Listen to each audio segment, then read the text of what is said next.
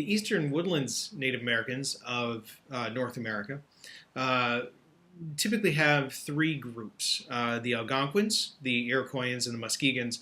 They're organized in these groups because that's the language they tended to speak, not that they're part of one large tribe. The eastern woodlands range from the coast of New England all the way down to Florida, and they go as far inland as, say, modern day western New York, a little bit further west into Ohio and down. Starting with the Algonquins range from New England all the way to Virginia and then up westward across the Great Lakes. They tended to live in large multifamily homes called wigwams. They tended to be male dominated. They lived in a patriarchal society. They did migrate with the seasons, which is interesting. They had villages of 500 to about 2,000 or so people that would migrate when necessary away from the coast or toward the coasts.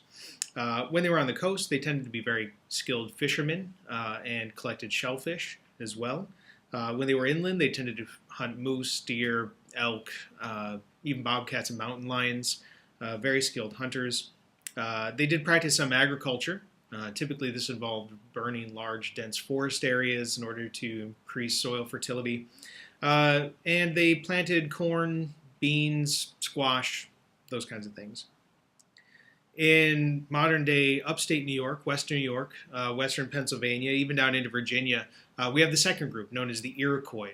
The Iroquois consisted of five different units: the Seneca, the Mohawk, the Onondaga, the Oneida, and the Cayuga.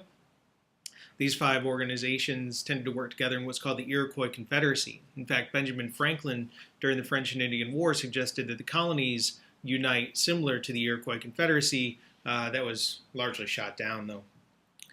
They tended to be matriarchal, which is interesting. Women ran the family unit. They tended to live in large, extended families in what's known as a longhouse. Women were in charge of the family clan. The women would select a male chieftain, and there's no real mixing there. But interestingly, when a marriage occurred, the men would go and live with the woman's family. It's a very matriarchal society. War was common among the Algonquins and the Iroquois. War was considered the greatest honor. To have honor in battle was key to a young male status. The third group is known as the Muskegons. These groups are further south along the coast of the Gulf of Mexico. They consist of groups you've probably heard of: the Creeks, the Chickasaw, the Choctaw. Also matriarchal, however, a little bit more rigid in their class system.